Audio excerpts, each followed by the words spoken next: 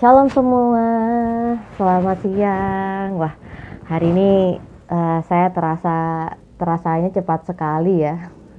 Enggak, hari ini kerasanya lama banget gitu karena jam 5 udah bangun gitu ya. Jam 5 udah bangun untuk saat teduh. Enggak, saya bukannya maksudnya eh, lebih sering masuk bangun siang, enggak. Karena saya juga kalau tidur tuh udah dini hari gitu. Oke.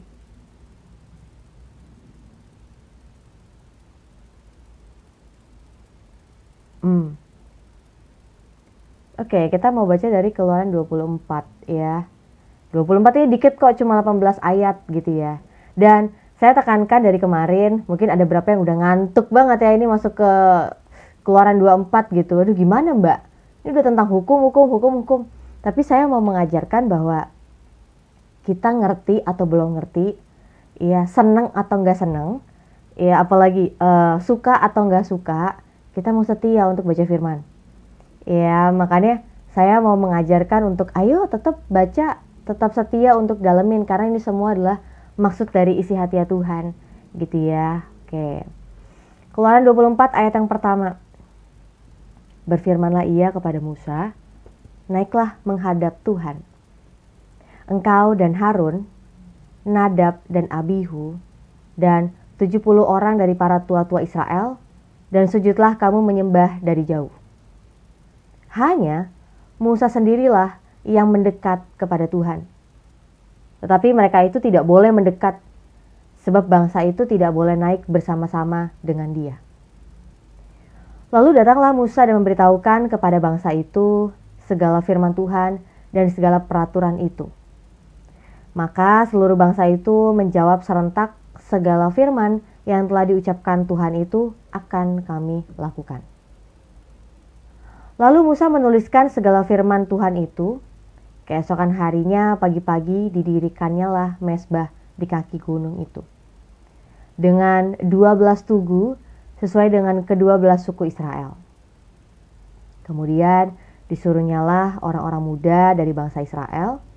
Maka mereka mempersembahkan korban bakaran dan menyembelih lembu-lembu jantan sebagai korban keselamatan kepada Tuhan. Sesudah itu Musa mengambil sebagian dari darah itu, lalu ditaruhnya ke dalam pasu. Sebagian lagi dari darah itu disiramkannya pada mezbah itu. Diambilnyalah kitab perjanjian itu, lalu dibacakannya dengan didengar oleh bangsa itu, dan mereka berkata, segala firman Tuhan akan kami lakukan dan akan kami dengarkan. Kemudian Musa mengambil darah itu dan menyiramkannya pada bangsa itu serta berkata, inilah darah perjanjian yang diadakan Tuhan dengan kamu berdasarkan segala firman ini.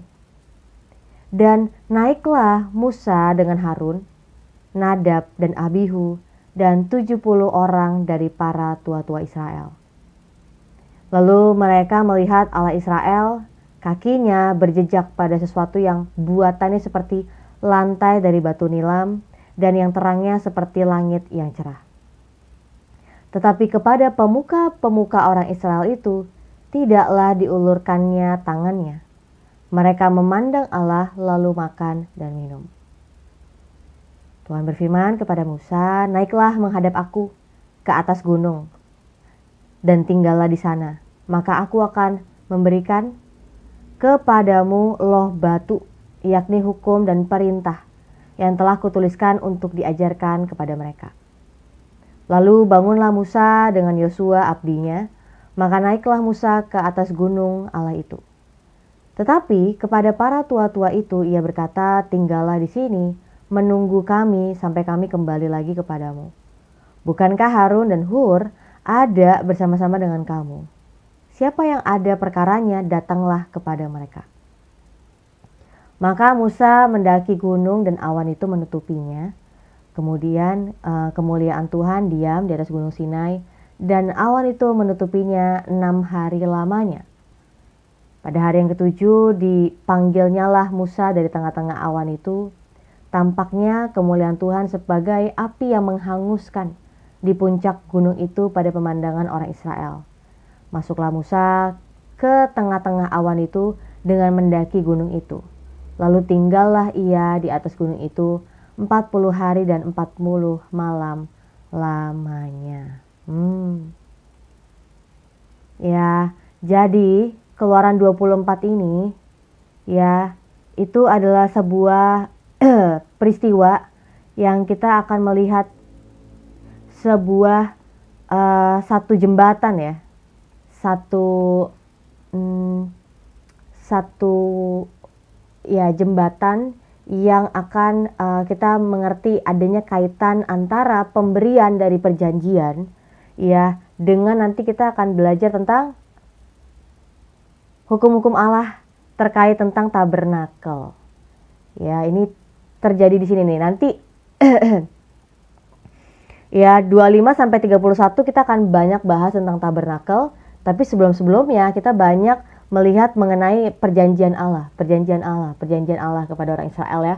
Dari Keluaran 20 sampai 23 itu ngomong semua tentang bagaimana Allah memberikan perjanjiannya kepada orang Israel, dan kita akan lanjut minggu depan 25 sampai 31 itu bahas tentang apa yang Allah berikan, ya hukum-hukumnya terkait tentang tabernakel. Nah, jadi kalau kita perhatikan, biasanya yang naik ke atas Gunung Sinai adalah Musa, tok, gitu ya. Tapi sekarang ada nama tambahan, ada Harun, ada Nadab dan Abihu, ada 70 orang dari Israel. Tapi ada yang tetap yang mendapatkan kasih karunia Tuhan untuk naik. Jadi gini, untuk orang-orang ini bisa naik, itu kan semua ditetapkan sama Tuhan. Nggak mereka tetapkan sendiri gitu ya. Itu ketetapan Tuhan. Ya, jadi Tuhan maunya apa, orang Israel hanya bisa melakukan. Kalau sampai melanggar, bilangnya apa? Mati. Kita udah lihat ya dari pasal sebelumnya, ketika orang Israel dalam perjalanan padang gurun, mereka akhirnya ketemu ya sampai di Gunung Sinai, dan mereka menyaksikan bagaimana Allah menyatakan kemuliaannya, kehadirannya melalui tanda-tanda yang gak biasa gitu, yang sungguh menakutkan. Sampai mereka bilang, biarlah Musa aja yang bicara sama Tuhan, kita yang mendengarkan pesan Tuhan dari Musa, karena kita takut mati gitu. Jadi ada kegentaran, ada ketakutan yang dialami oleh orang Israel karena apa yang mereka lihat gitu ya. Ada awan, ada kilat, ada kilat yang menyambar-nyambar, ada sangkakala yang berbunyi, sedangkan orang Israel tuh tidak membunyikan sangkakala, itu datangnya dari surga gitu ya. Singgung rebus, ya shalom kasih sik ya. Nah, jadi kita lihat firman Allah kepada Musa, naiklah menghadap Tuhan. Musa, Harun, Nadab dan Abihu, dan 70 orang dari para tua-tua Israel. Tapi hanya Musa saja ya yang mendekat kepada Tuhan, tetapi mereka tidak boleh mendekat. Jadi lihat ya, tetap yang menjadi nabi sekaligus imam bagi orang Israel tetap Musa. Karena kita lihat di pasal-pasal sebelumnya, Musa nggak cuma punya bagian untuk meneruskan perkataan Tuhan, tapi Musa juga punya bagian untuk apa? Untuk membawa masalah yang dialami oleh bangsa itu ke Tuhan. Gitu ya. Untuk menjadi perwakilan dari bangsa itu kepada Tuhan. Ya. Ya, shalom Kak Ibet Purba, shalom Kak Queen. Ya. Hanya Musa sendirilah yang datang kepada Tuhan, tetapi mereka itu tidak boleh mendekat dan bangsa itu tidak boleh naik bersama-sama dengan dia. Ini Tuhan yang bicara. Ya. Kemudian datanglah Musa ya kepada orang Israel, dan Musa apa? Menyampaikan segala firman Tuhan dan segala peraturan itu kepada orang Israel. Lalu apa kata orang Israel? Orang Israel bilang apa? Segala firman yang telah diucapkan Tuhan itu akan kami lakukan. Ini orang Israel yang bilang ya, bahwa mereka berjanji segala firman yang Tuhan ucapkan kepada mereka akan mereka lakukan. Nah, nanti kita lihat bagaimana ke depannya. Apakah orang Israel akan melakukan apa yang mereka telah janjikan di depan Tuhan? Apakah mereka akan melakukan apa yang telah mereka ucapkan di depan Tuhan? Atau cuma ngomong doang gitu ya? Nanti kita baca pelan-pelan. Ya, shalom Kak Dito. Lalu Musa menuliskan segala firman Tuhan itu. Keesokan harinya pagi-pagi didirikannya mesbah. Ya, jadi akhirnya di kaki Gunung Sinai itu dibangun mesbah. Bagi siapa? Bagi Tuhan. Ya, makanya saya katakan karena latar belakang kitab ini ditulis kepada orang Israel setelah mereka keluar dari tanah Mesir gitu ya, dari perbudakan Mesir, dan konteksnya mereka berada di zaman timur dekat kuno, yang artinya memang sudah menjadi kebiasaan yang normal, yang lumrah, yang umum ya, bahwa orang-orang itu memang untuk menyembah, untuk bisa menaikkan bukan hanya persembahan, tapi seperti ada pertemuan dengan ilah-ilah mereka itu di atas gunung. Tapi dengan spesifik, ya, meskipun Israel mereka pergi ke Gunung Sinai, tapi pribadi Allahnya berbeda dengan ilah-ilah lain. Ya. Nah. Jadi Musa ya mendirikan mesbah di kaki Gunung Sinai itu dengan 12 tugu sesuai dengan ke-12 suku Israel. Kemudian disuruh apa lagi? Orang-orang muda dan dari bangsa Israel itu mempersembahkan korban bakaran dan menyembelih lembu-lembu jantan sebagai korban keselamatan kepada Tuhan. Belum selesai sampai di situ. Musa mengambil sebagian dari darah itu, ditaruhnya ke dalam pasu, sebagian lagi darah itu disiramkan pada mesbah itu. Ya, kemudian diambilnyalah kitab perjanjian itu dan dibacakan dan didengarkan oleh orang Israel, dan mereka berkata apa? Segala firman Tuhan akan kami lakukan dan akan kami dengarkan. Apa ini maksudnya? Bahwa orang Israel, ya, kemarin kita sudah melihat mereka menerima ketetapan Tuhan. Mereka menerima apa yang jadi perintah Tuhan. Sebagai bukti apa? Bahwa Allah ya adalah raja mereka. Allah adalah Allah mereka. Dan orang Israel adalah umatnya Allah. Orang Israel adalah rakyat. Ya, karena Allah adalah raja. Nah, ini sebenarnya udah menggambarkan bahwa orang Israel itu adalah sebuah bangsa. Gitu ya. Karena kalau bicara tentang kerajaan, kita tahu harus ada syaratnya ya. Ada rajanya, ada rakyatnya, ada pemerintahannya, dan ada tanahnya, wilayahnya. Tapi kalau bicara wilayah, kan mereka belum sampai nih ke tanah Kanaan. Itu udah Tuhan janjikan. Berarti itu pasti akan mereka miliki. Tapi mereka belum sampai di sana. Tapi untuk rajanya udah ada, yaitu Allah. Pemerintahannya udah ada, yaitu Allah. Ketetapannya, hukum-hukumnya. Dan rakyatnya, yaitu orang Israel sendiri. Ya, jadi maksud dari Allah, dari Keluaran berapa yang kita baca ya? Keluaran 14 sampai kita udah sampai ke 24 ini kan banyak Allah kasih ketetapan. Ya, Allah menuntun mereka, Allah mendidik mereka. Bahkan dari 10 tulah itu adalah proses pendidikan, pengajaran, pembentukan bagi orang Israel. Kenapa? Ini loh Allahnya orang Israel, dan orang Israel harus hidup sesuai dengan ketetapan Tuhan. Ini loh yang akan membebaskan orang Israel adalah Allah yang menyelamatkan mereka. Yang akan memimpin orang Israel di padang gurun adalah Allahnya mereka. Yang akan ada untuk menyediakan, memelihara, apalagi menjaga orang Israel itu Allahnya mereka. Kemarin di Keluaran 23 ya, kita belajar bahwa Allah mengatakan, jika kamu memegang perkataanku dan melakukannya, maka ya. Jadi dari banyaknya perkataan Allah, hukum-hukum Allah, perintah-perintah Allah, di Keluaran 23 kemarin kita belajar Allah mengucapkan janjinya.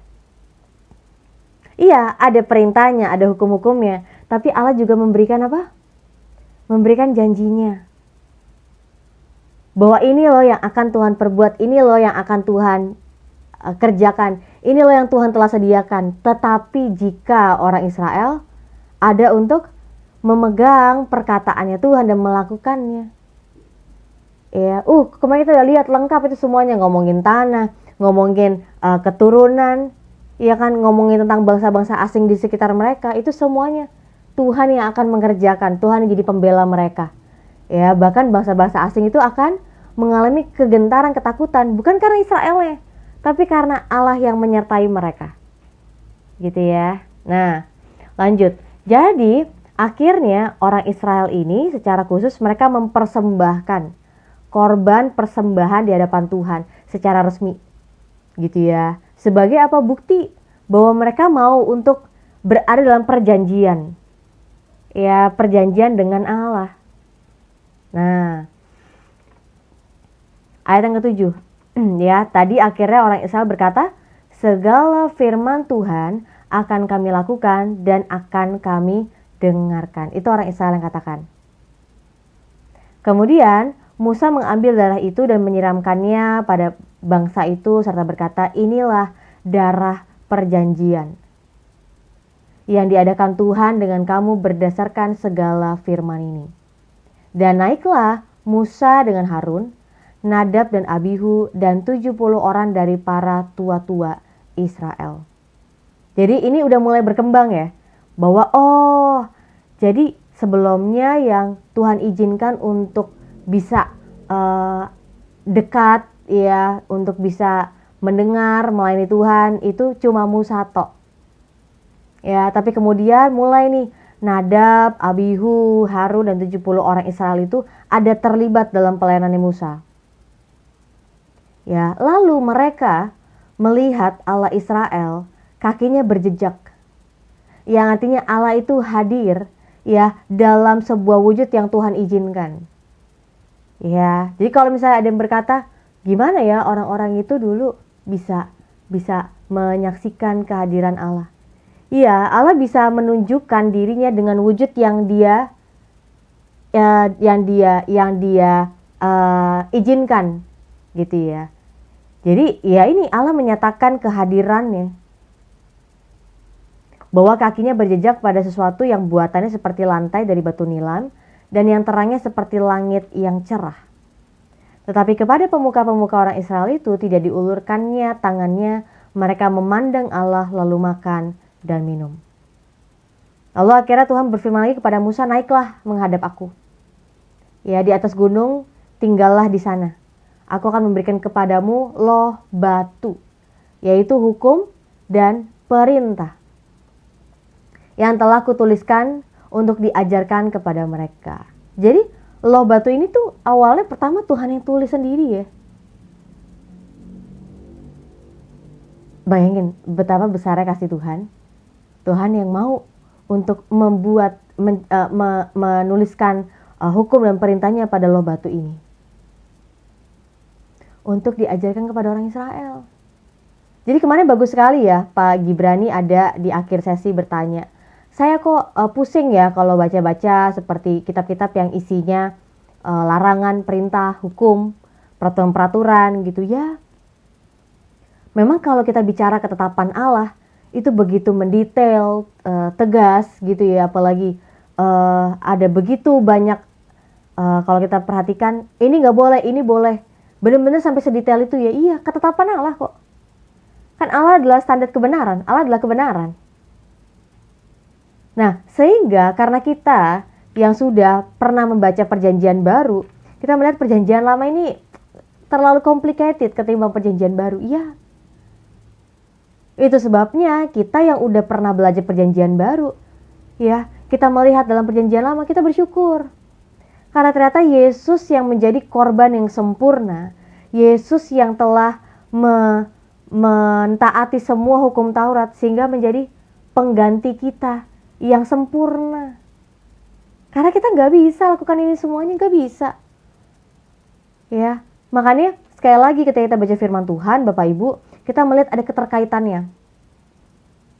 Bahwa ya kita bersyukur bahwa kita dapat kesempatan kita baca perjanjian baru. Tapi kita lebih melihat lagi perjanjian lama, semua hukum dan perintah Tuhan itu baik. Kenapa? Karena tujuannya adalah supaya orang Israel, ya yang adalah umat pilihan Allah, tahu bagaimana harus hidup sebagai identitas mereka itu umat Allah. Karena mereka nggak tahu bagaimana membedakan benar dan salah, baik dan jahat, nggak tahu. Makanya ketetapan dan hukum-hukum Allah itu baik, saya katakan baik. Supaya kita tahu bagaimana cara mengasihi sesama, bagaimana bisa memperlakukan musuh kita, ya kan? Ngomongin tentang mengasihi musuhmu itu bukan ada di perjanjian baru. Kemarin kita udah baca di Keluaran 22 ada.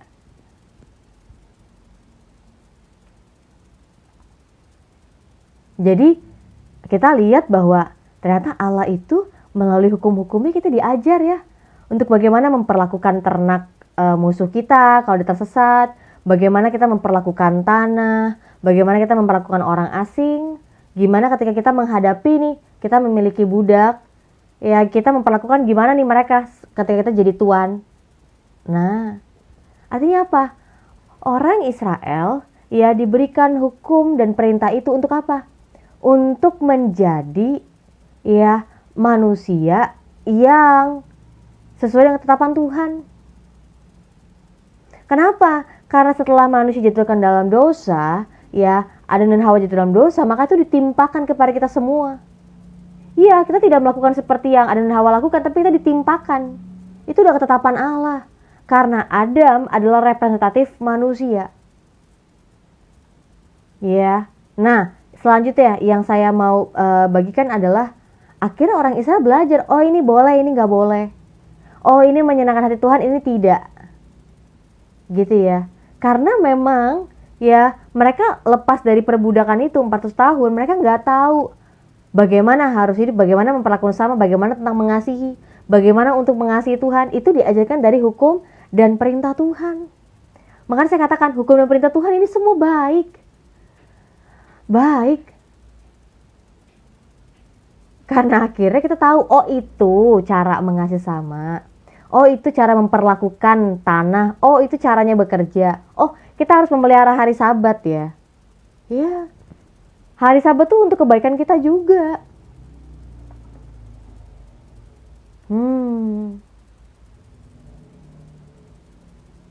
Ya. Lalu ketika Tuhan berfirman kepada Musa untuk Musa naik dan menerima 2 loh batu yang Tuhan tuliskan bagi orang Israel, ya, lalu bangunlah Musa dengan Yosua abdinya. Ya, maka naiklah Musa ke atas gunung Allah itu.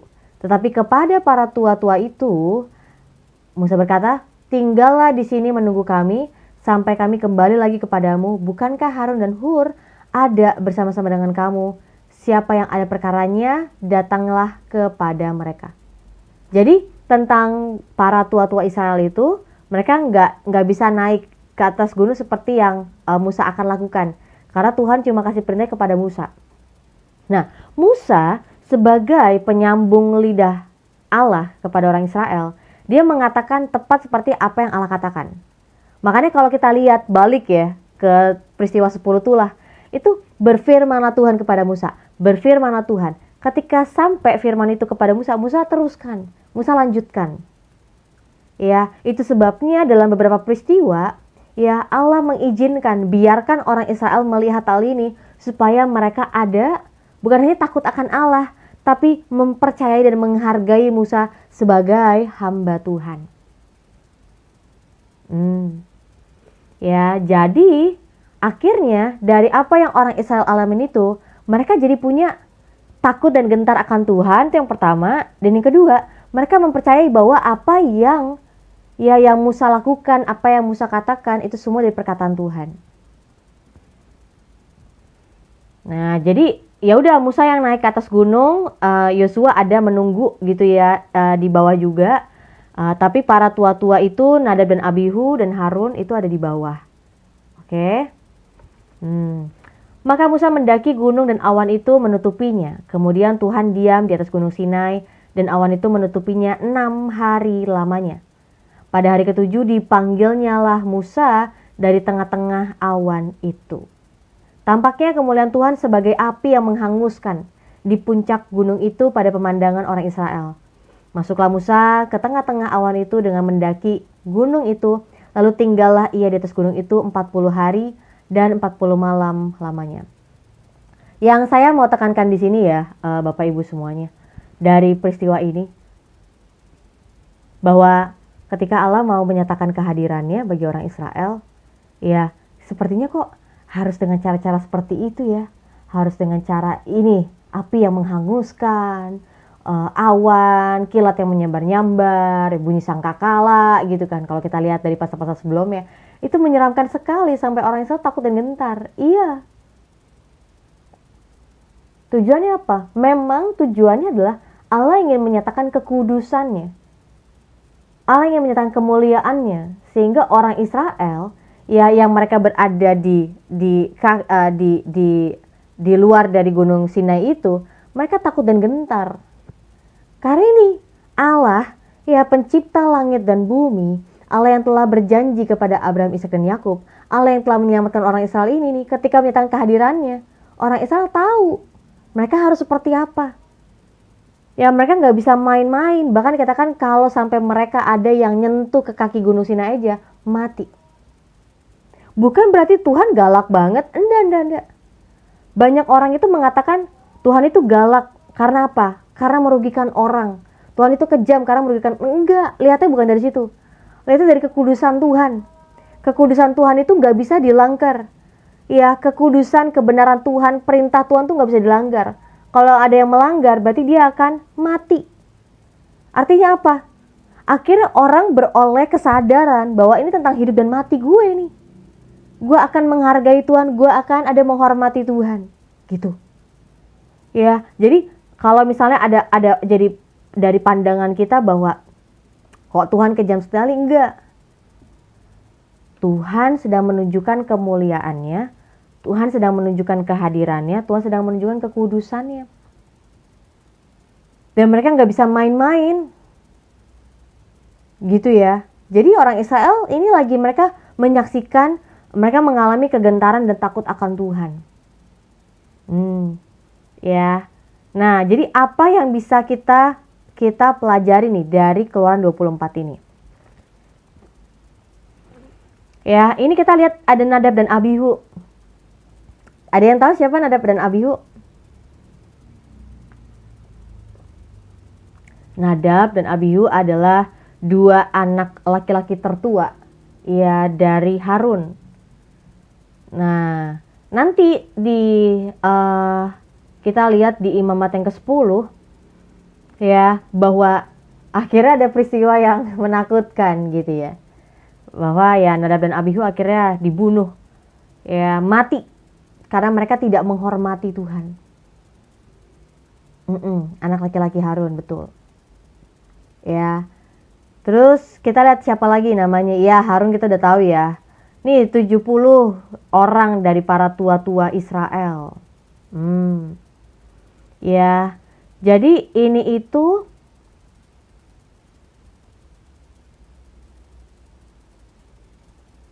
ya, 70 tua-tua Israel ini adalah sebuah representatif. Iya, karena Nadab dan Abihu tidak taat ya. Iya, betul. 70 tua-tua Israel ini adalah representatif ya mengenai kepenuhan daripada apa yang akan Allah kerjakan kepada orang Israel. Ya, bahwa orang Israel itu akan membawa bangsa-bangsa dan khususnya orang Ibrani itu kembali kepada pemerintahan Allah, ya, yaitu kerajaan imam yang kita udah baca di pasal sebelumnya. Jadi kalau kita perhatikan dari ada Nadab Abihu, ya, dari Harun, dari 70 tua Israel, gitu ya. Yang penekanan di sini ada tetap Musa. Ya, bahwa Musa ya selalu memiliki tempat khusus gitu ya, dekat dengan Allah. Makanya dalam pasal-pasal sebelumnya orang Israel bilang, udah Musa aja yang bicara, Musa aja yang berhadapan sama Allah. Kami hanya mendengarkan perkataan Allah dari Musa aja, kami takut mati. Karena mereka menyaksikan sendiri bahwa memang Allah secara khusus memilih Musa, Allah memiliki kasih karunia kepada Musa, sehingga Musa yang menerima pesan Tuhan dan menyampaikan pesan Tuhan. Mereka takut mati gitu ya. Jadi kita perhatikan bahwa hubungan Musa dengan Allah itu begitu dekat sehingga Musa itu bisa naik ke atas gunung, masuk dalam hadirat Tuhan, menerima perkataan Tuhan. Nah, lalu bisa menyampaikan nih masalah orang Israel kepada Tuhan. Itu sebuah gambaran mengenai kedekatan gitu ya. Makanya tadi pagi saya bahas saya buka catatan saya dulu. Tadi pagi saya bahas dari Keluaran 34 ayat 5-7 yang mengatakan Ya, salah satunya adalah Tuhan, Tuhan, Allah penyayang, pengasih, ya, dan panjang sabar, berlimpah kasih setianya dan meneguhkan kasih setianya kepada beribu-ribu orang, yang mengampuni kesalahan, pelanggaran, dan dosa, tetapi tidaklah sekali-kali membebaskan orang yang bersalah dari hukuman, yang membalaskan kesalahan bapa kepada anak-anaknya dan cucunya kepada keturunan ketiga dan keempat. Artinya apa? Artinya bahwa dalam nanti kita bahas masuk Keluaran 34, ya, bukan cuma Allah mau berkenan memberikan lagi nih ya, 2 loh batu yang baru, karena 2 loh batu yang pertama hancur rusak karena kemarahan Musa. Melihat orang Israel yang memberontak ya, tidak sabar, tidak menghargai, tidak tunduk kepada Tuhan. Dan bukan hanya Musa mendapatkan belas kasihan Tuhan tentang 2 loh batu yang baru, tapi Musa menyaksikan, Musa mengalami kehadiran Allah yang dekat, pribadi Allah yang lebih lagi dalam daripada sebelumnya. Ya, shalom Kak Jaja. Makanya dikatakan Musa berkata bahwa Tuhan, Tuhan, Allah penyayang dan pengasih, panjang sabar, berlimpah kasihnya dan setianya. Ini kan sering banget dikutip juga ya sama tokoh-tokoh Alkitab yang lain, termasuk Daud, ya di Perjanjian Baru juga, iya. Kenapa? Karena tidak ada Allah yang seperti kita. Setiap kali kita baca firman Tuhan, selalu manusia gagal untuk melakukan kehendak Allah. Manusia gagal karena keberdosaannya. Manusia gagal untuk menyenangkan hati Tuhan dan jatuh ke dalam dosa, ketimpa konsekuensi, menderita, ya sakit, apalagi tersiksa. Tapi kemudian berulang kali kita lihat Allah yang pertama kali berinisiatif untuk mau menyelamatkan, untuk mau mengasihi. Maka dikatakan Tuhan, Tuhan, Allah penyayang dan pengasih, panjang sabar, berlimpah kasihnya dan setianya. Karena gak ada Allah yang seperti Allah kita, Allah Abraham, Ishak dan Yakub itu. Makanya saya bersyukur banget ya, waktu itu saya lagi scroll TikTok. Saya tuh senang banget sama konten-kontennya TBN, ya, yang mereka ada untuk memberikan kayak cuplikan-cuplikan ya dari program-program mereka ketika mereka ada kayak talk show gitu ya sama salah satu guestnya, sama tamunya. Jadi ada salah satu, saya lupa dia kayaknya bukan seorang gembala, tapi kayaknya dia seorang akademisi ya, atau gembala ya, saya lupa gitu, hamba Tuhan. Tapi dia katakan gini, luar biasanya Allah Abraham, Ishak dan Yakub ini ya, Allah pencipta langit dan bumi, Allah yang kita sembah. Ya, ketika menyatakan dirinya kepada manusia, itu berbeda sekali dengan ilah-ilah yang lain di saat itu. Kenapa? Bahwa hanya ya Allah ya yang ada mau mengasihi, ada mau menyatakan kasihnya supaya manusia menerima, mengenal dan mengalami kasihnya. Sedangkan kalau bicara tentang ilah-ilah lain, yang kita mengerti adalah yang palsu gitu ya, yang KW gitu kan ya, sebenarnya bukan Allah ya, tapi mereka hanyalah roh-roh jahat gitu ya, penguasa-penguasa yang jahat di dunia ini. Tapi mereka berperan, mereka seolah-olah gitu ya, ilah-ilah itu mereka ada cuma untuk apa? Keuntungannya sendiri. Mereka nggak mengasihi manusia. Makanya kalau kita perhatikan ya, dari bangsa-bangsa lain yang ada di sekitar bangsa Israel itu, bagaimana kehidupannya mereka, itu bobrok kan, cemar. Yang artinya apa? Menunjukkan ilah-ilahnya mereka ya cemar juga. Ya, makanya kita itu sedih sekali ya kalau kita melihat ada sebuah kepercayaan yang harus dikorbankan manusianya. Yang harus sampai anaknya harus dikorbankan untuk membangun pintu gerbang, untuk membangun kota, itu kan aneh banget itu bagi saya, kayak kok harus sampai segitunya gitu ya. Tapi kalau kita perhatikan, justru dari ketetapan Allah mengenai peraturannya, ya, itu semuanya ada sebenarnya kaitannya untuk kita mengenal kasihnya Tuhan, mengingat perjanjiannya. Apa ya?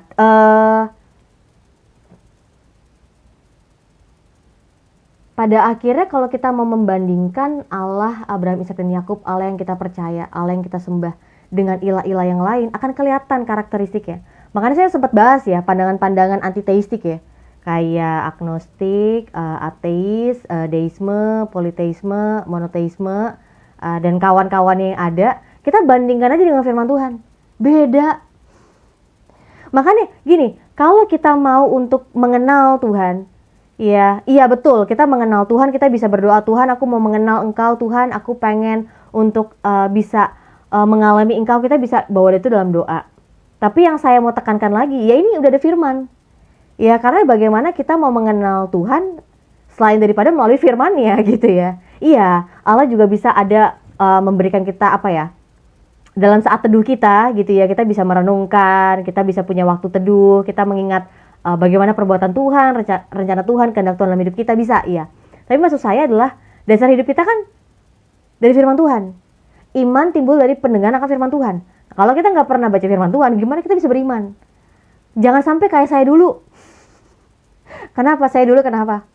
Bahwa iya, saya percaya kepada Yesus Kristus, tapi ternyata yang saya bangun nih pondasinya dari asumsi saya. Maksudnya apa?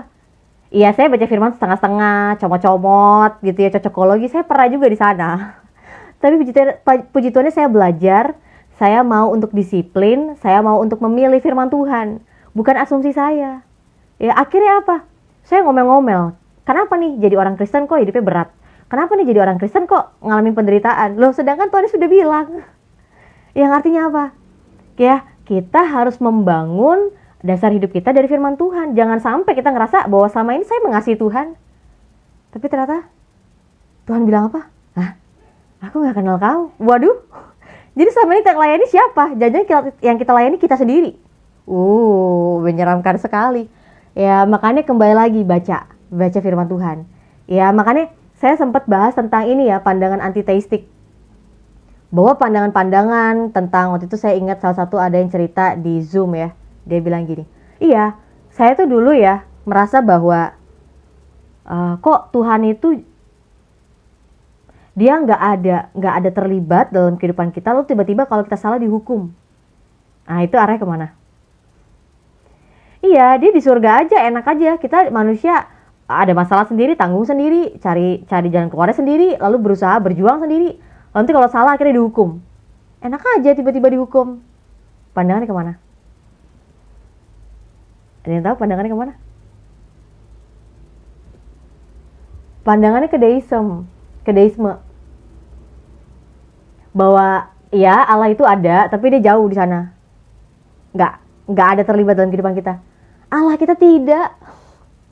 Makanya saya bersyukur, saya mau katakan dari kita membaca firman Tuhan ada sukacita.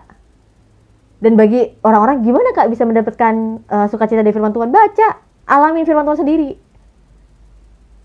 Iya, karena menurut saya gak ada cara lain selain baca, ya mengerti, lakukan, dan lihat apa yang firman Tuhan kerjakan dalam hidup kita. Makanya kalau ada orang-orang bilang, capek baca firman, apalagi, gak nyambung, apalagi, firman Tuhan gak bisa dipercaya. Ya karena mereka gak mengalaminya. Tapi bagi saya, setiap kali saya baca firman Tuhan, selalu ada hal yang baru yang memberikan saya sukacita, damai sejahtera, pengharapan. Oh, ternyata dulu saya keliru ya. Makanya dalam Bible Study Group, Bapak Ibu, yang saya nggak buka lagi karena udah banyak yang hadir di sana, saya ajarin mereka nih, gimana nih? Katanya kita udah sering baca firman, tahu nggak sampai ke sini? Hah? Kita nggak pernah tahu ternyata firman Tuhan sebegini dalamnya. Iya. Makanya kita sebagai orang Kristen, Bapak Ibu, kita bisa untuk mendalami. Bahkan kita bisa berpikir kritis tentang firman Tuhan. Kita bisa pakai akal kita untuk mendalami firman Tuhan. Karena semakin kita mendalami firman Tuhan, makin ketemu isinya, makin diperlengkapi, makin kaya kita. Ya, jadi firman Tuhan jangan cuma dibaca. Ya, yang baca firman Tuhan udah keren sih, tapi jangan cuma baca. Direnungkan lalu dipercaya dan dilakukan. Karena ini firman Allah yang hidup dan berkuasa.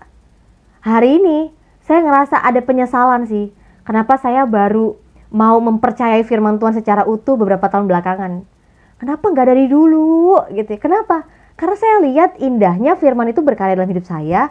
Luar biasanya firman itu ada berdampak dalam hidup saya. Kenapa nggak dari dulu gitu? Tadi ada Kak Dito ya bilang ya. Saya sia-siakan waktu 37 tahun, hanya percaya tapi tidak pernah baca buku Alkitab. Iya, saya pun dulu seperti itu. Puji Tuhannya diselamatkan. Ya, puji Tuhannya akhirnya karena kepentok, ya berdarah, udah nyerah sendiri akhirnya. Ya udah Tuhan, aku mau terima firman-Mu secara utuh. Terjadilah sesuai dengan perkataanmu dalam hidupku. Amin. Baru saya lihat, wah ternyata firman Tuhan luar biasa banget. Iya. Ya, Yohanes 5 ayat 39, 17, dan 3. Apa tuh? Kita baca ya. Yohanes 5 ayat 39.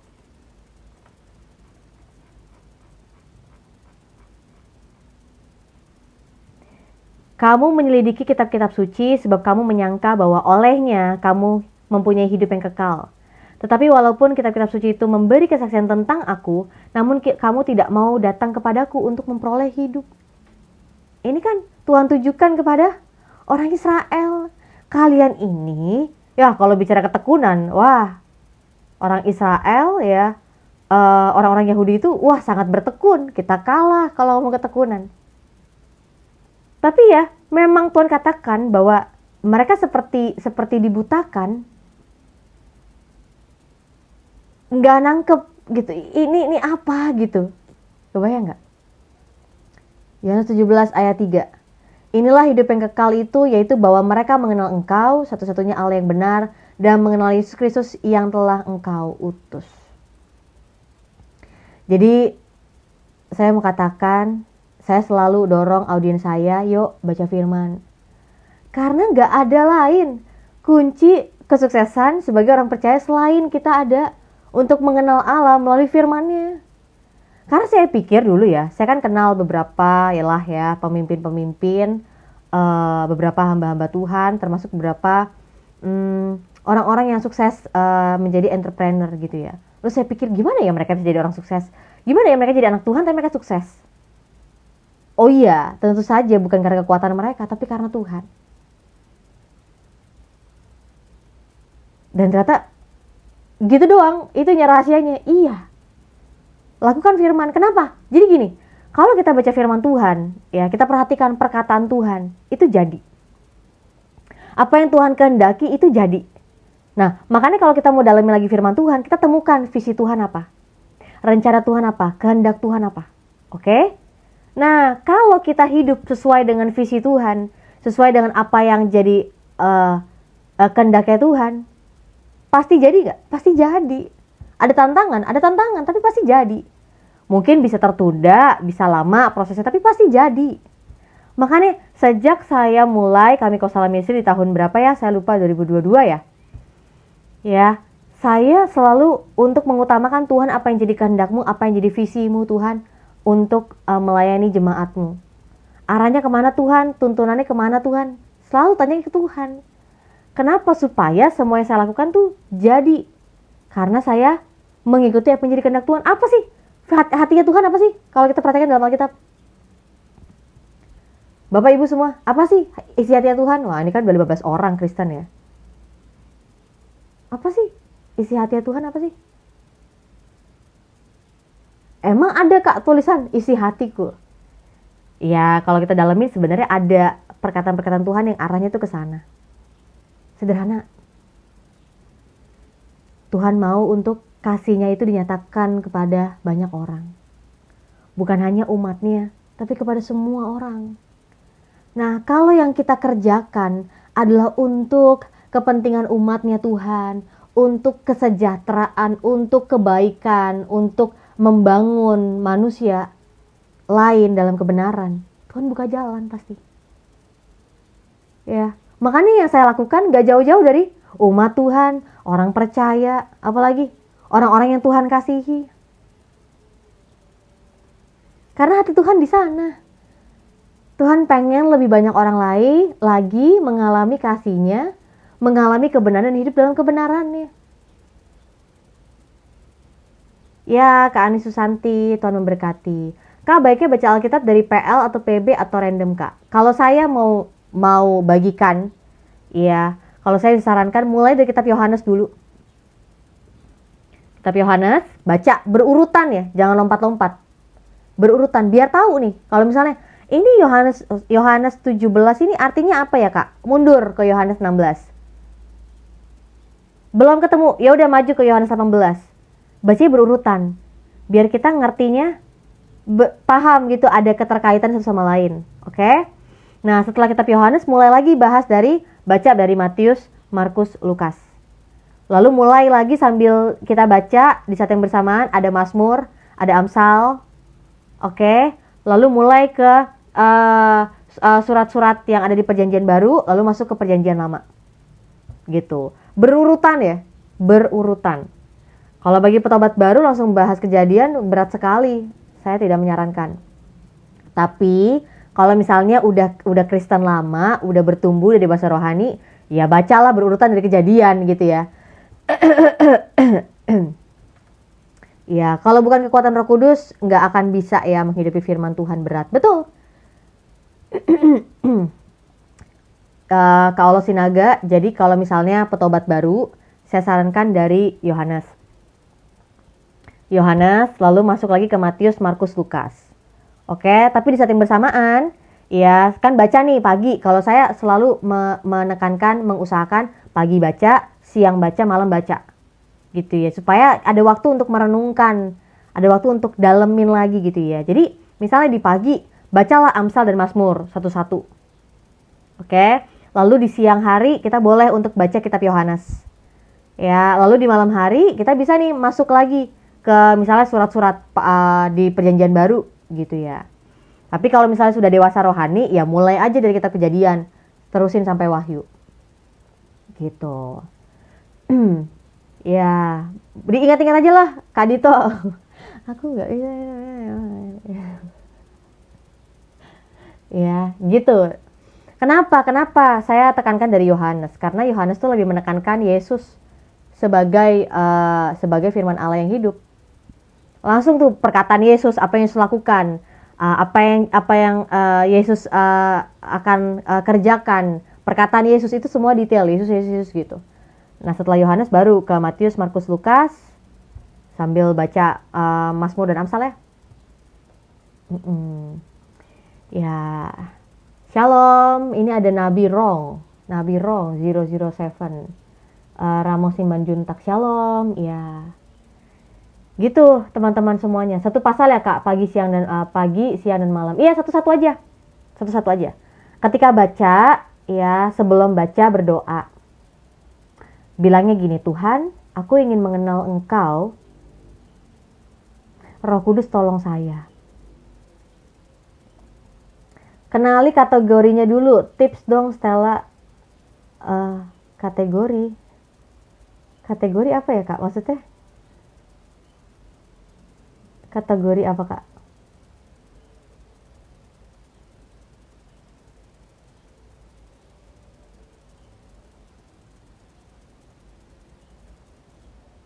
Kategori apa ya?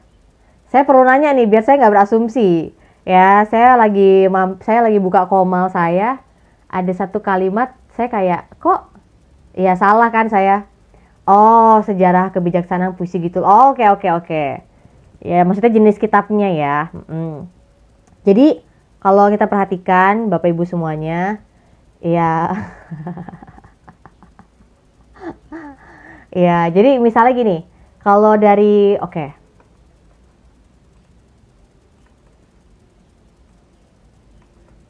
Bentar ya, saya buka dulu nih.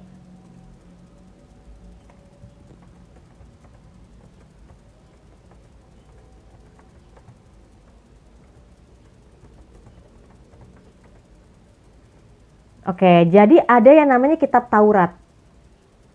Kitab Taurat itu adalah kitab Kejadian, Keluaran, Imamat, Bilangan, Ulangan. Ya. Nah, lalu yang kedua kita masuk ke kitab sejarah. Ya, dari Yosua, Hakim-Hakim, kitab Rut, 1-2 Samuel, 1-2 Raja-Raja, 1-2 Tawarik, Ezra, Nehemia, dan Esther. Lalu masuk ke kitab puisi. Ayub, Mazmur, Amsal, Pengkhotbah, Kidung Agung. Ya, lalu masuk ke 5 kitab nabi-nabi besar. Nabi-nabi besar ini bukan berarti nabinya besar-besar ukurannya, enggak. Ya, tapi memang tulisannya itu banyak gitu ya. Yaitu Yesaya, Yeremia, Ratapan, Yeskiel, Daniel.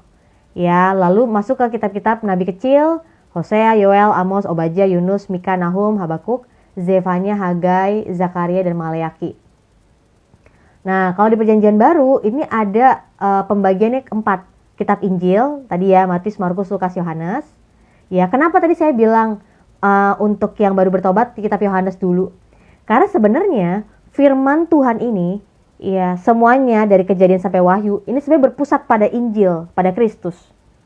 Nah, makanya coba baca dari kitab Yohanes dulu. Ya, baru nanti mulai dari Matius, Markus, Lukas. Oke, lalu masuk ke kitab sejarah, kisah para rasul. Bukan hanya kitab sejarah ya, tapi itu juga bicara tentang perkembangan gereja. Lalu ada surat-surat rasuli ya. Itu ada 9 surat yang memang ditujukan kepada jemaat sesuai dengan nama kotanya, seperti surat kepada jemaat di Roma, ya 1 Korintus, 2 Korintus, Galatia, Efesus, Filipi, Kolose, 1-2 Tesalonika. Kemudian ada 4 surat pastoral ya yang sesuai dengan namanya, 1-2 Timotius, Titus, dan Filemon.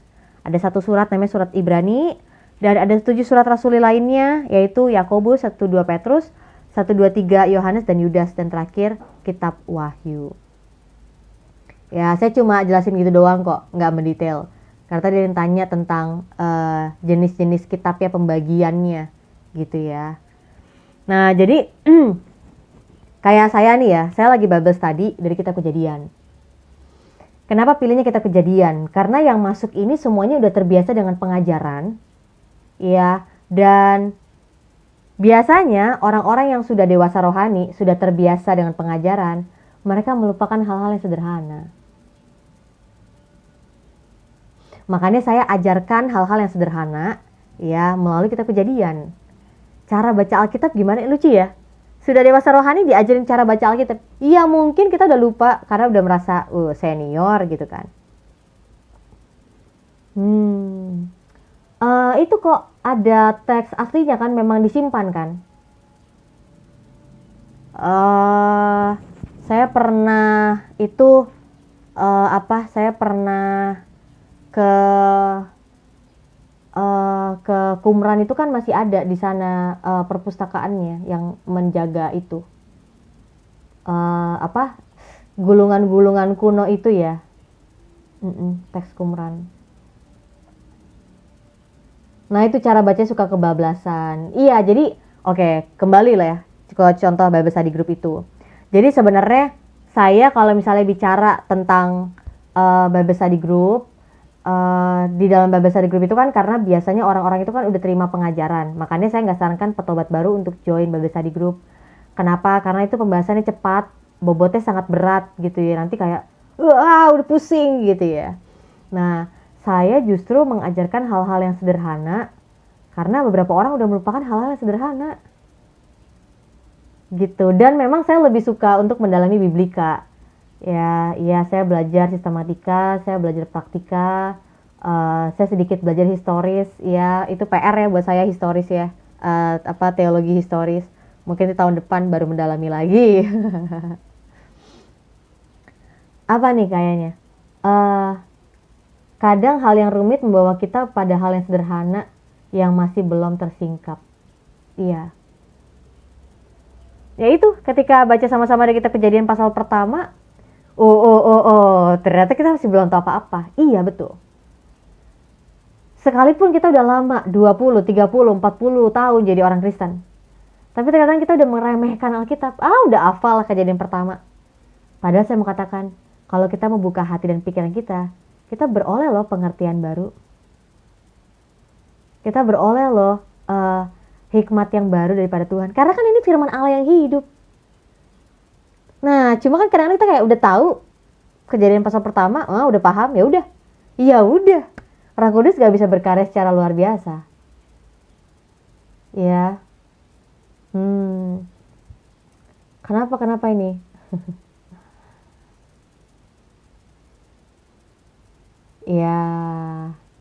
Ya, jadi sebenarnya menekankannya adalah untuk orang-orang yang udah terbiasa dengar pengajaran. Ya, lalu mereka udah baca cepet aja. Udah tahu ya, segala macam udah tahu. Padahal sebenarnya memang kita seumur hidup kita belajar firman. Ya, makanya saya belajar sekalipun udah punya gelar ya, bahkan udah punya gelar yang banyak, tapi bicara tentang firman Tuhan, itu adalah proses pembelajaran kita setiap hari, setiap saat seumur hidup kita.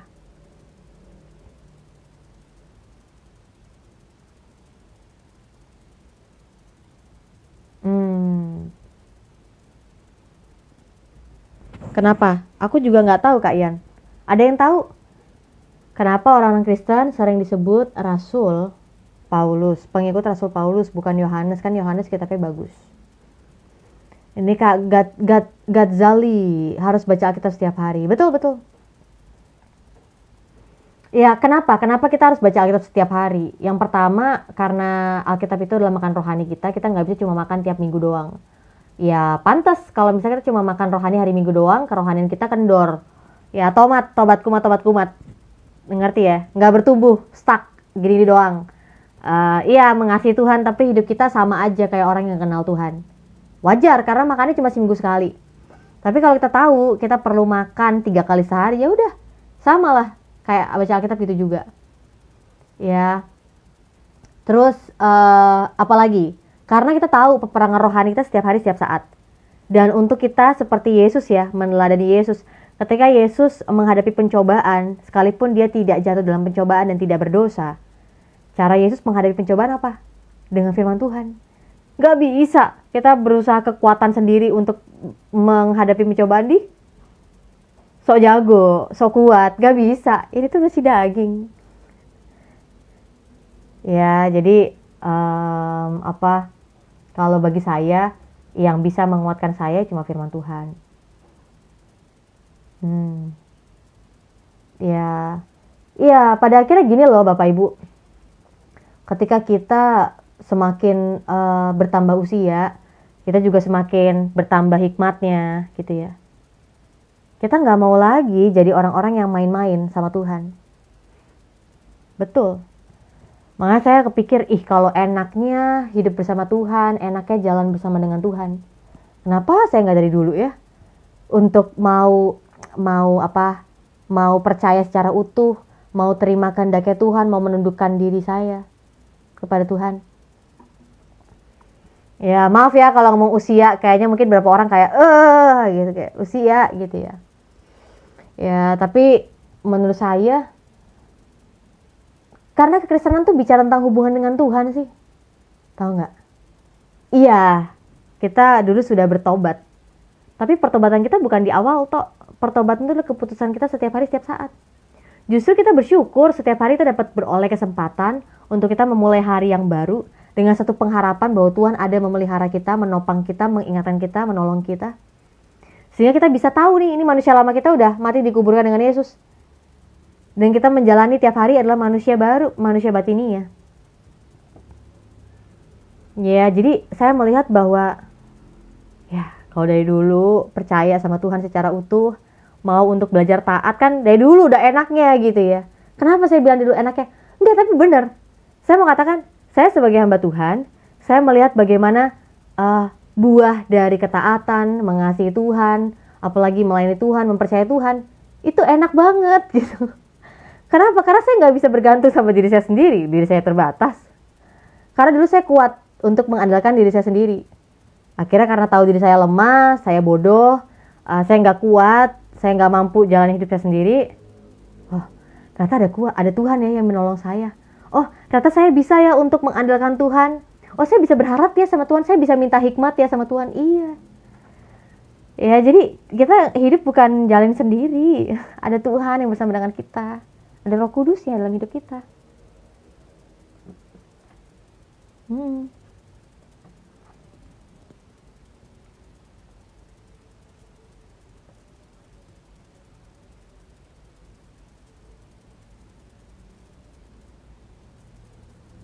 Ya, sebentar ya.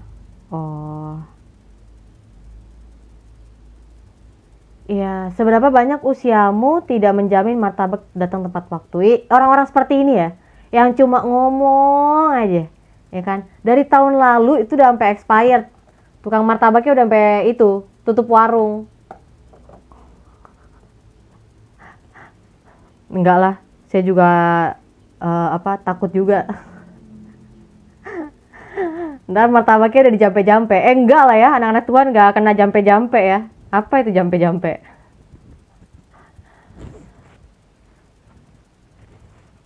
Ya, ya itu semua teman-teman. Ya, jadi saya mau katakan suka nggak suka, enak nggak enak, bertekunlah untuk mengenal Tuhan melalui firman-Nya. Karena firman Tuhan ini adalah ya yang menjadi material pembentuk iman kita. Gitu. Ya, gimana nih teman-teman semua dengar renungan hari ini? Halo Filan. Gimana nih setelah mendengarkan renungan ini? Bagaimana? Silakan kasih pandangannya. Saya istirahat bentar.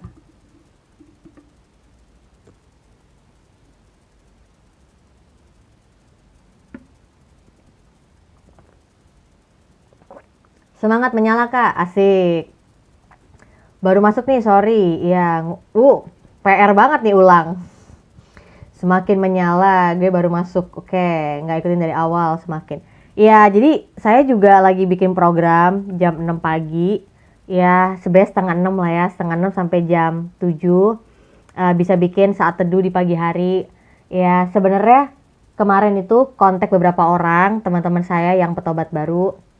Dan saya melihat bahwa saya bisa bantu mereka melalui saat teduh. Supaya mereka bisa tahu, oh saat teduh seperti ini. Oh, dalam saat teduh lakukan ini. Oh, dapetinnya ini gitu ya. Jadi saya bikin saat teduh sebenarnya itu untuk mensupport teman-teman yang saya lagi bantu. Jadi saya pasang itu di TikTok jam setengah 6 sampai jam 7. Tadi pagi udah berjalan, puji Tuhan ada beberapa orang yang bisa hadir. Dan tujuan saya bukan mengumpulkan banyak orang kok. Pokoknya yang mau dengerin aja gitu ya, tujuan saya berbagi gitu aja. Dasar hidup orang Kristen adalah firman Tuhan, betul. Dasar hidup kita adalah firman Tuhan. Mau join gimana Kak? Ini aja Kak, coba ya, saya lagi atur. Apakah satu minggu saya juga live juga jam 6 pagi, setengah 6. Saya lagi atur waktunya karena pagi itu saya ibadahnya setengah 8. Tadi pagi saya telat kelupaan, hanya bisa ke 10 menit tadi pagi, iya. Tadi pagi kebagian doa berkat akhir-akhir doang, Gadzali. Iya, Eropa, Amerika maju modern berawal dari ajaran agama yang baik dan benar. Tapi gue lagi di luar negeri. Ya, itu aja sih. Gimana ya? Pokoknya saya usahakan, saya lagi atur juga. Apakah hari Sabtu dan Minggu juga saya bisa buka komal untuk bisa bantu di saat teduh pagi aja, kan cuma setengah 6 ya. Setengah 6 sampai jam 7 gitu kan. Dan saya renungannya singkat, cuma kurang lebih 15 menit renungan firman Tuhannya gitu ya. Ya, shalom Git. Shalom, apa nih materi yang mau disampaikan? Tadi aja sih ngomongin firman Tuhan doang, renungan tadi pagi gitu. Tadi saya mau live streaming di YouTube juga, tapi lagi ngatur ininya, aplikasinya ya. Masih dipelajari dulu.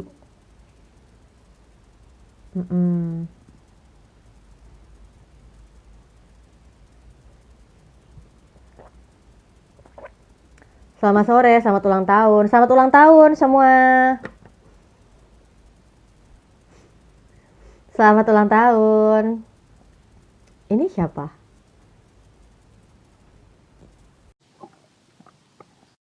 Halo, shalom, salam kenal. Udah kenalan loh Kak. Oh, Ingat nggak yang sama Kak Silvi? oh kamu ini nama usernya. Iya. Oh, aku sering lihat nama ini ketika Sylvia live. Oh, Aku pernah naik ke sini udah iya berapa iya. ya? Cuma waktu itu kan namanya username nggak pakai ini kalau nggak salah ya. Iya, masih pakai user lama. Oke, aku follow back deh. Jadi aku follow back yang pernah naik ya. Iya, jadi udah selesai renungan firman Tuhannya ya Mbak. Sudah Pak Bono-Bono. Iya, iya. Siapa aja nih yang ulang tahun hari ini? Lagi ada perayaan apa nih 1 November? Hari nama. Hari nama. Apa itu, Lukas? Aku kemarin tanggal 31 itu perayaannya Santo Lukas, hari ini perayaan semua orang kudus. Hmm, Kemarin ya. juga itu sekaligus hari terakhir di bulan Rosario. Hmm, oke. Mohon maaf saya potong bentar ya, Lukas. Iya, Oke. sudah selesai renungannya, Pak Bono-Bono, Kak Obi. Tuhan memberkati ya. Thank you semua. Ini udah tinggal ngobrol-ngobrol aja kok. Iya. Apalagi nih tuh kok. Kak Diruk. Mau naik supaya bisa di-follow. Kan pernah juga ya sedikit cerita. Jadi kan ada yang minta ke saya, Kak follow gue balik gitu kan. Ya dia udah minta gitu kan. Terus ya udah saya follow balik. Terus ternyata tidak memberikan teladan, tidak tidak sesuai dengan apa yang jadi visi saya juga gitu. Ya udah saya unfollow. Saya nggak marah, unfollow tuh nggak marah loh, tapi kan gitu kan, ya ya udahlah whatever menurut dia, tapi menurut saya karena harusnya kan kita follow orang karena ada teladan ya, betul. Dan kalau memang misalnya nggak jadi teladan ya udah di unfollow aja gitu. Ya silakan Lukas lanjut. Keren sih bisa. Aku aja sampai bingung sekarang. Mau siapa udah mulai ku unfollow orang-orang yang kayak red flag gitulah buat aku. Iya, ya terlepas ya dari pandangan dia seperti apa nanti, ya saya bilang sama dia soalnya udah 3 kali peristiwa itu terjadi. Jadi saya udah bilang, ini saya tegas ya, saya udah lakukan ini, saya udah bilang saya nggak suka. Tapi kamu lakukan gini-gini terus, saya unfollow ya. Aku bilang gitu, aku izin unfollow. Terus udah aku nggak pernah baca lagi teksnya. Udah nggak tahu juga. Dan nggak apa-apa, aku nggak marah, cuma memang kasih tahu batasannya aja gitu. Iya, Gimana Lukas? Hari ini kabarnya gimana?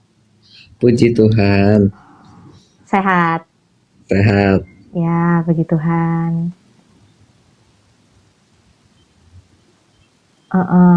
Iya, jadi aku baru selesai renungan jam 2 siang. Dan tadi pagi juga akhirnya bisa saat teduh ya. Dari Keluaran 32 Iya, tentang itu aku nama juga Tuhan itu. Kamu join? belakangan sekarang udah saat aku tuh setiap buka room sudah saat teduh gitu nggak? Uh, Karena dulu tuh banyak yang berpolemik gara-gara temen aku banyak apologet, oh, tapi udah aku tutup. Jadi kalau ada yang berpolemik, aku jawab aja. Mereka tanyakan kedua kalinya, udah aku diem aja. Soalnya bikin apa ya? Dulu tuh awal-awal aku ngegas pasti. Kayak hmm, dia tuh nanya, "Oh, berarti Tuhan bisa mati nggak?" Saya jelasin dong. Lah, kamu kalau misalkan orang meninggal, itu yang mati tubuhnya atau rohnya gitu. Nah, dia bilang tubuhnya. Terus dia tanya lagi, jadi Tuhan bisa mati nggak? Terus saya turunkan dong. Itu dulu kalau terjadi kayak gitu, dulu itu ini sering terjadi ya. Dulu mm-mm. aku pasti kalau kayak gitu udah sampai ngegas gitu. Kayak, apa sih ini orang kayak lah udah dijawab kok cuma main-main aja gitu. Terus ada satu orang ngingetin aku, ini temen aku juga, orang kayak gitu itu nanya bukan buat bertanya tapi buat Betul. main-main. Jadi kalau mereka bertanya jawablah, tapi kalau udah ditanyakan kedua kali ketiga kali kan udah kelihatan itu nggak usah dijawab lagi. Betul betul. Makanya kalau di Komal ini audiens saya udah kalem aja ya di bawah, karena ya udahlah, saya udah bilang biarin aja orang-orang yang berpolemik di bawah, karena mungkin mereka nggak tahu Komal ini ya. Udah biarin aja, nanti mereka Iya, terbiasa juga kok. soalnya gini loh, orang di luar sana itu banyak yang nggak bisa apa ya, tiap nemuin room-room Kristen pasti ada aja pertanyaannya gitu loh. Padahal kan ada room yang khusus tanya jawab, ada yang khusus doa atau renungan. Ya aku buka keduanya sih. Cuma kadang herannya pas aku buka renungan malah mereka tanya jawab gitu kan. Nggak pas. Ya, Giliran aku buka tanya jawab, mereka nggak ada yang mau bertanya. Aku jadi bingung. Jadi ini mereka sebenarnya paham nggak sih? hmm. Jadi teman-teman semuanya, kalau misalnya bicara tentang debat, misalnya contoh ya, saya ingat ya, saya memang jarang ya untuk meneruskan perdebatan lintas agama gitu, karena memang gini, dulu ketika saya sekolah, ya kan lebih banyak teman-teman saya itu bapak-bapak. Jadi kadang-kadang jokesnya bapak-bapak ya, beberapa yang pernah denger jokes saya bapak-bapak. Nah, singkatnya adalah ketika di kelas itu debat sama bapak-bapak, akhirnya saya belajar bahwa ada perdebatan-perdebatan yang nggak membangun akhirnya. Dan Iya. ketika saya buka Komal, ya karena saya juga hamba Tuhan, saya mau mengerjakan sesuatu yang membangun tubuh Kristus. Jadi kalau misalnya ada nggak kita bahas-bahas sesuatu yang seru nih gitu, untuk keuntungan saya ada, tapi itu kalau nggak membangun saya nggak mau lanjutkan. Makanya sekali Iya. lagi kita sebagai orang yang tahu kebenaran, kita perlu berhikmat ya, bahwa kita bisa ngomongin apa aja di Komal, tapi belum tentu itu membangun. Kita perlu perhatikan audiensnya siap nggak, mereka dewasa nggak untuk menerima hal ini.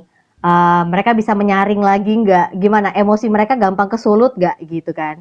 Kalau misalnya Iya. kita tahu bahwa audiens kita masih belum siap nih, jangan. Nanti malah jadinya sesuatu yang baik malah berakhir buruk. Itu sih. Iya, apalagi nih orang yang apa ya, notabene itu suka masuk room debat plus jarang makan. Pasti paling Ya, kepancing itu. betul. Betul, setuju kata Lukas. Dan kekristenan bukan cuma tentang menang kalah ya. Kekristenan bicara tentang pertumbuhan tubuh Kristus. Kenapa saya perlu bilang ini? Karena saya rasa ini semuanya yang masuk orang Kristen dewasa rohani, amin. Ya, Amin. yang artinya bahwa kekristenan tuh bicara tentang pertumbuhan. Jadi jangan sampai yang Paulus bilang, ya bahwa aku sibuk memberitakan Injil tapi aku sendiri ditolak. Ya jangan, Iya. itu menakutkan sekali. Berarti Lukas banyak ini ya, buka Komal sekarang untuk jadi pemberitaan firman Tuhan ya.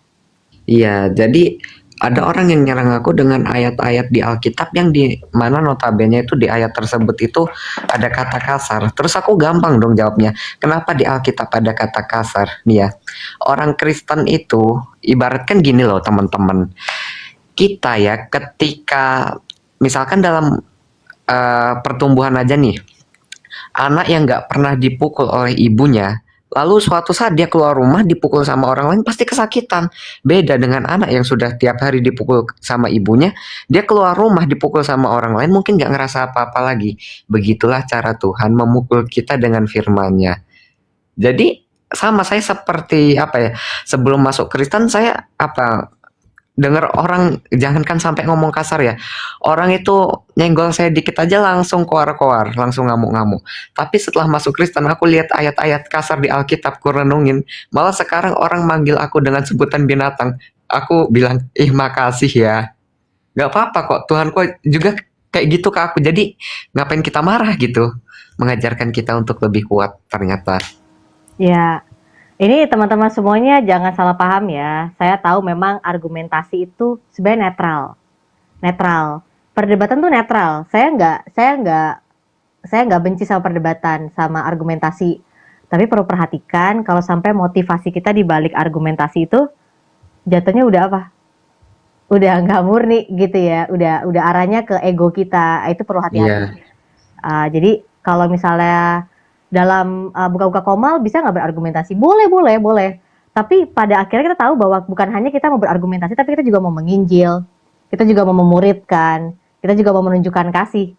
Iya, jadi itu bukan cuma jadi goal utamanya, gitu. Karena kan mungkin Iya. teman-teman semuanya ngelihat ya, contohnya mungkin apa yang dilakukan oleh beberapa Komal, dia cuma debat doang. Iya, itu kan karena kalian cuma lihat 1 kali 2 kali kan. Tapi kan kita nggak pernah tahu sebenarnya strateginya seperti apa, dia menunjukkan kasihnya seperti apa, kan itu yang di belakang layar karena kita nggak tahu kan. Ya, Iya. gitu. Hmm, Debat itu menurutku ya, berdebatlah secara sehat. ya, setuju, setuju. Masalahnya sekarang kan adalah apakah ininya orang yang kita gimana ya, teman diskusinya ini sepadan, setimpal, ngerti ya, Iya, Lukas? ngerti. Jadi kayak dewasa juga tahu bahwa ini kita perdebatannya argumentasi aja ya, bukan ngomong ke personal. Iya, iya. Ya, mm,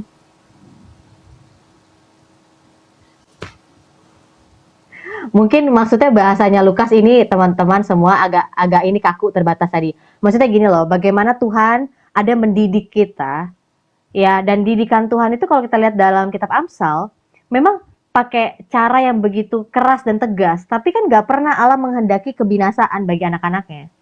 Iya, Ya, jadi mungkin tadi harus pakai kata pukul gitu, itu terbatas ya, itu katanya Lukas gitu, iya. tapi maknanya jadi Itu jangan negatif. perumpamaan, lebih ke perumpamaan. Contohnya nih ya, soalnya aku pernah baca di Matius apa mana aku tuh lupa. Ini tuh menyindir orang yang mengulangi kesalahan yang sama. Bunyi ayatnya kalau nggak salah sekitaran seperti ini ya. Seperti anjing yang kembali ke muntahnya, demikian orang-orang bebal yang mengulangi kebodohannya. Ada juga yang menyandingkan. Itu ceritanya ada satu perempuan ya, dia itu disindir sama Yesus, dibilang kayak gini, tidak pantas mengambil roti dari anak-anak lalu melemparnya kepada anjing gitu kan. Terus perempuan itu bilang, memang anjing tidak pantas memakan di meja Tuhannya, tapi di meja tuannya, tapi tidak. Tapi anjing itu pasti dia memakan remahan dari sisa-sisa dari tuannya, dari majikannya kan. Itu aku kayak, waduh, ini kasar ya. Tapi kalau kita serapin, artinya itu sangat penuh kasih gitu. Karena kasar itu nggak selalu kasar gitu loh. Maksudnya bahasa yang kasar bisa dianggap kasih gitu. Sejak saya baca ayat itu, kalau teman saya ada yang keras-keras di jalan manggil saya anjing, saya bilang terima kasih. Saya udah nggak nganggap itu kata kasar. Karena apa? Karena saya sadar, loh anjing itu kan hewan yang setia. Ngapain saya marah? Coba orang lain dibilang kucing, dibilang apa, mereka nggak marah. Kenapa giliran dibilang anjing mereka marah? Ya sudah, kalau emang nggak senang dipanggil hewan ya udah nggak usah gitu. Kalau emang seneng ya harus terima gitu kan. Ya ibaratnya, soalnya aku juga sempat baca di Yeremia pasal 4 ayat 22 sama pasal 5 ayat 21 lah. Itu bunyinya itu, yang pertama itu dengarlah, bukan salah.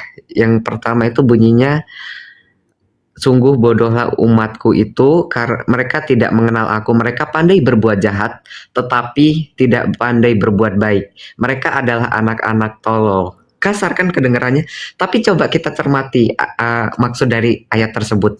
Dikatakan mereka pandai berbuat jahat, tapi tidak pandai berbuat baik.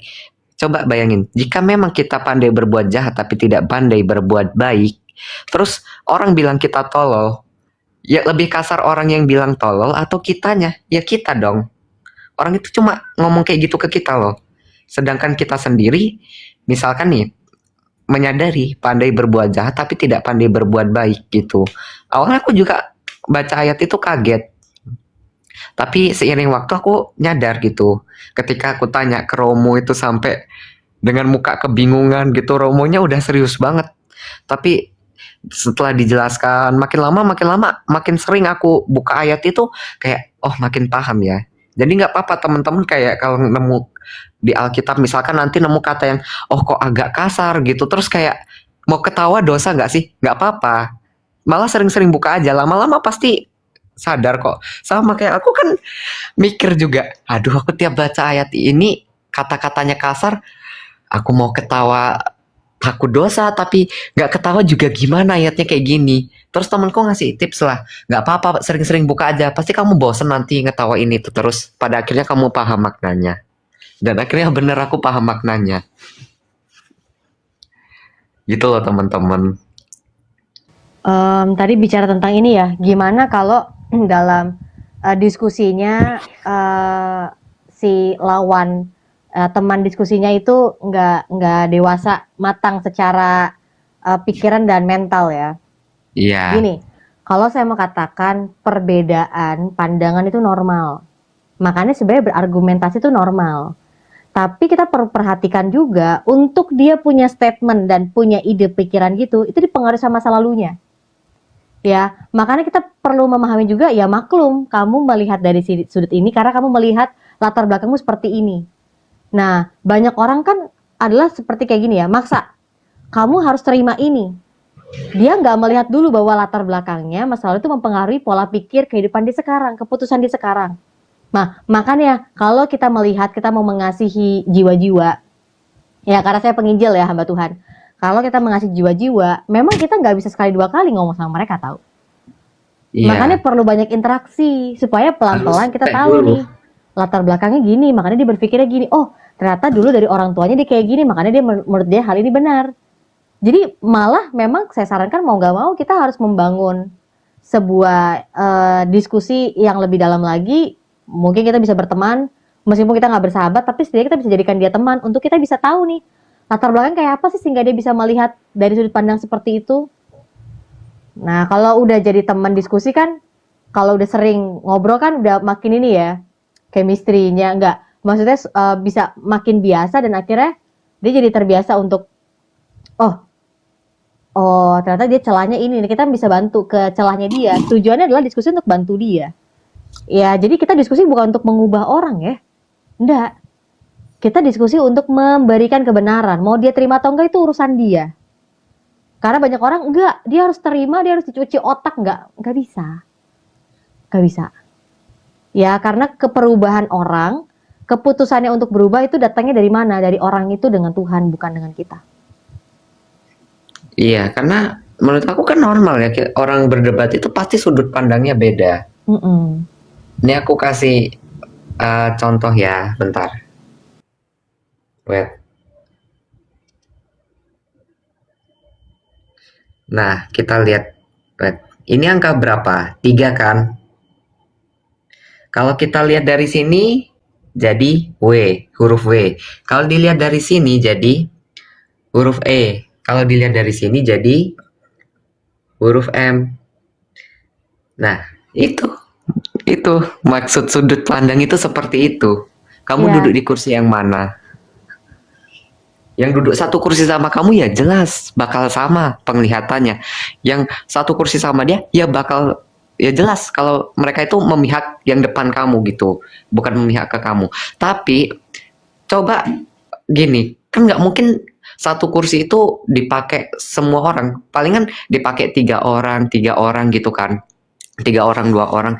Nah, jadi di sana kita jelasin kenapa ada yang memihak A, ada yang memihak B gitu. Terus kenapa sudut pandang mereka bisa berbeda ya kayak angka 3 tadi. Ya, bisa dilihat dari lurus kalau angka 3, ya angka 3. Coba dimiringin sedikit jadi W. Dibalik lagi jadi E, dibalik lagi jadi M. Diputer.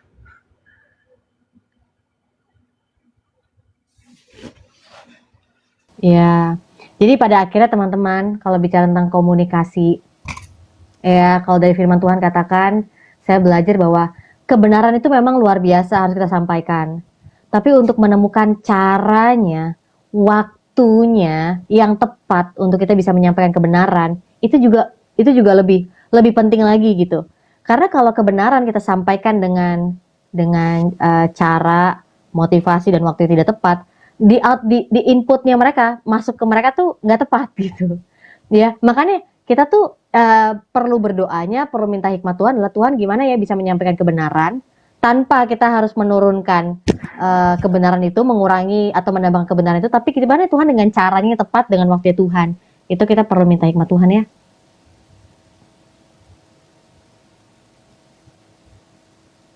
Yes, setuju banget. Ya masing-masing aja doa karena kan Yakobus bilang ya kalau kalau apa kalau kita ada yang kekurangan hikmat minta aja tapi minta hikmatnya dengan keyakinan dengan iman jangan memintanya dengan goyah gitu ya ya itu masalahnya nggak banyak orang minta minta hikmat sama Tuhan ya itu mintalah maka Tuhan akan memberikannya. Oke, oke, Kak. Oh Mm-mm. ya, Kak. Mm-mm. Tiba-tiba aku di chat romoku. Sampai jumpa ya. Oh ya ya Tuhan berkati Lukas Ya, soalnya ada urusan ya. Salam. ya shalom.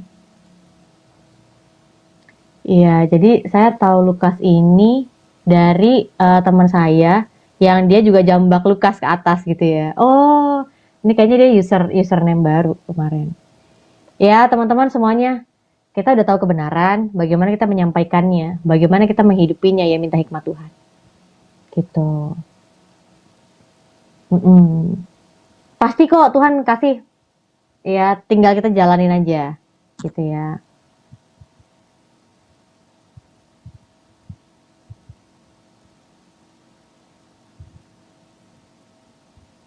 Hmm, iya. Ada lagi eh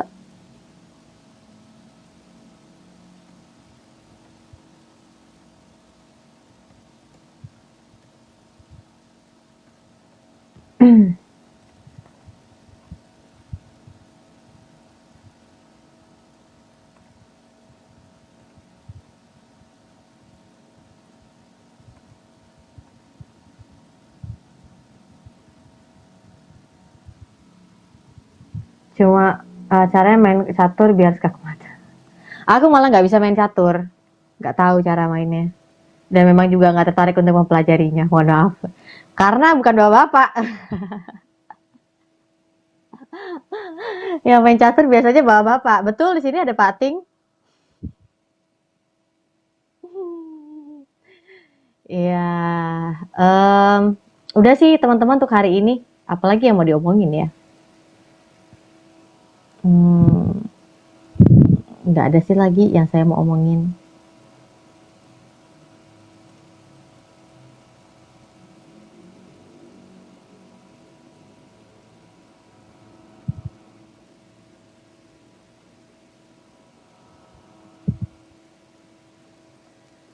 Iya, yaudah kita tutup dalam doa aja ya. Nggak ada lagi yang mau saya omongin, saya bingung. Dari tadi udah ngoceh-ngoceh pagi, terus siang. Jadi saya kalau satu minggu nggak live ya, Bapak Ibu semua, teman-teman, karena satu minggu saya khususkan untuk ada hadir melayani keluarga saya, bisa spend time waktu bareng sama mereka. Pada akhirnya hari ini ya, Kak Sisik, Keluaran 24 ini kita belajar pertama bagaimana ada sebuah tanda bahwa orang Israel tuh mau menerima perjanjian dengan Allah. Ya, bahwa Allah udah memberikan banyak perintah dan hukumannya, dan sebagai orang Israel mereka mau berjanji bahwa mereka akan mendengarkan dan melakukan setiap apa yang Allah firmankan. Dan yang kedua, penekanannya adalah bagaimana dari semua peristiwa ini Allah itu menunjukkan kasih karunia kepada Musa, karena hanya Musa nih yang banyak naik ke atas Gunung Sinai, yang lainnya tidak diizinkan. Jadi kontras sekali perbedaannya gitu ya, bahwa ya ini si si Musa ini mendapatkan perkenanan Tuhan dan dia benarlah menjadi hamba Tuhan yang menyampaikan perkataan Tuhan. Sehingga orang Israel pun jadi percaya dan menghormati Musa sebagai hamba Tuhan. Gitu. Nah, nanti kita selanjutnya masuk ke Keluaran 25 di minggu depan. Kita masuk nih ke ketetapan mengenai tabernakel. Gitu ya. Itu aja. Terima kasih semuanya udah bersatu untuk mendengarkan renungan firman Tuhan hari ini. Saya percaya banget setiap firman tuh nggak ada yang kembali dengan sia-sia. Kalaupun ada orang yang belum percaya dengan firman pun, saya masih percaya Roh Kudus yang tidak terbatas itu akan bekerja, berkarya melalui firman Tuhan ini ya. Kita masuk dalam doa. Oke. Tuhan terima kasih untuk di siang hari ini. Sore hari ini kami ada selesai menyelesaikan renungan firman Tuhan dari Keluaran 24. Kami banyak belajar bagaimana Tuhan punya kasih karunia kepada Musa, sehingga Musa hidup sesuai dengan apa yang jadi visi Tuhan, yaitu menjadi hamba Tuhan, nabi dan imam bagi orang Israel. Dan kami melihat bagaimana kasih Tuhan yang besar, Tuhan yang sudah menyelamatkan, Tuhan yang memberikan perintah dan hukum, dan bagaimana orang Israel juga harus menjawab, meresponi setiap apa yang Tuhan karyakan dalam hidup mereka.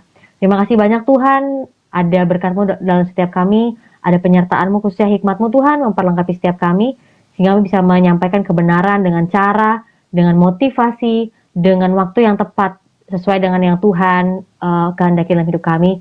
Sehingga dimanapun kami berada, kami bisa tetap memberitakan firman, memberitakan Injil, supaya banyak orang bisa mengenal dan mengalami Yesus dalam hidupnya.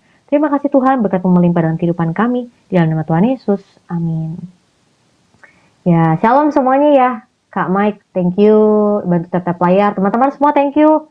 Kak Dito, Pak Ting, terima kasih semua sudah bantu tap-tap layar. 14.000 likes. Filan, thank you.